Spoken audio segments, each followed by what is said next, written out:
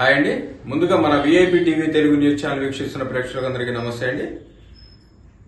జగన్ ప్రభుత్వంలో దిశ యాప్ అని, దిశ పోలీస్ స్టేషన్లని చాలా హంగామా హడావుడి చేశారు.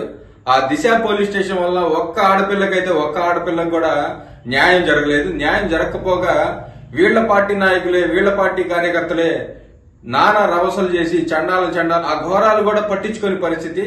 ఆ దిశ పోలీస్ స్టేషన్ ఎందుకు పెట్టారో నాకైతే అర్థం కాలేదు. గన్ను కంటే ముందు జగన్ వస్తాడన్నారు. గన్ను జగన్ అన్ని వెళ్లిపోయినాయి. అసలు పోలీస్ వ్యవస్థని ఎట్లా యూజ్ చేయాలి, ప్రజలకు ఉపయోగపడే విధంగా ఏ విధంగా యూజ్ చేయాలి, అప్పుడెప్పుడు జగన్ ప్రభుత్వంలో మిస్ అయిన వాళ్ళు ఇట్లా కొన్ని ఇన్ఫర్మేషన్లు పోయి మిస్సింగ్ కేసులు చాలా ఉన్నాయని చెప్పి ఒకప్పుడు పవన్ కళ్యాణ్ గారు అంటే దాన్ని పెద్ద ఇష్యూ చేశారు. అసలు నానా మాటలు అనిపించారు. కానీ అది వాస్తవం. అది అప్పుడు మాట్లాడే మాటలు 100% వాస్తవం. ఆ మిస్సింగ్ కేసుల మీదే ఇదంతా ఇప్పుడు జరుగుతున్న చర్చ అంతా కూడా. ఒక్కసారి వినండి ఈ చర్చ. నమస్తే సార్. సార్ మీరు చెప్పిన ఎంఐ కేసులో సార్, ఎంఐకి రెండు మీరు చెప్పినట్టు ఒక టీం పెట్టారు సార్. సార్ అబ్బాయి పేరు తేజస్వి మిస్ అయ్యి సార్ 9 నెలల క్రితం. 9 నెలల క్రితం ఒక అమ్మాయి మిస్ అయితే మొన్న గత ప్రభుత్వం ఎండ్ అయిపోయేదాకా కూడా అమ్మాయి ఆచూకీ ఎక్కడా తెలియలే. ఇట్లాంటి పిల్లలు, ఇట్లాంటి మహిళలు ఎంతో మంది మిస్ అయి ఉన్నారు. ఆ మిస్సింగ్ కేసులన్నీ కూడా ఇప్పుడు తోడుతున్నారు. చూడండి. ఈ అమ్మాయిని వెతికాం సార్.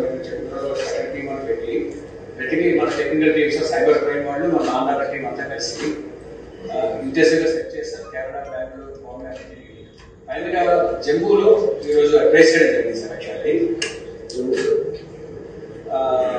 అక్కడ జమ్మూలో లోకల్ పోలీస్ హెల్ప్ కూడా చేసి ఇమీడియట్ పికప్ చేశాం సార్. మా టీం రీచ్ అయ్యే లోపు పికప్ చేస్తున్నాం సార్.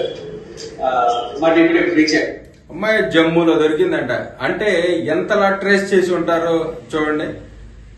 అసలు ఇది ఈ ప్రభుత్వంలో మెయిన్ ఒక విధంగా చంద్రబాబు గారి విజన్ అనేది ఒక రకంగా వేరైతే, ఇప్పుడు పవన్ కళ్యాణ్ గారిది ఇదొక విజన్ అన్నమాట. అసలు ఇట్లాంటి ఇప్పుడు చూడండి, మనం రోజుకు ఒకటి వింటాం, అక్కడ దొరికారు, ఇక్కడ దొరికారు, ఈ మిస్సింగ్ కేసు, ఆ మిస్సింగ్ కేసుని ఛేదించాం అనేవి చాలా వింటుంటాం మనం. ఇంకా ఎక్కడెక్కడ మిస్సింగ్ కేసులు జరిగినాయో అవన్నీ బయటికి తీసి వాటి మీద పోరాడే పరిస్థితిలో ఉంది.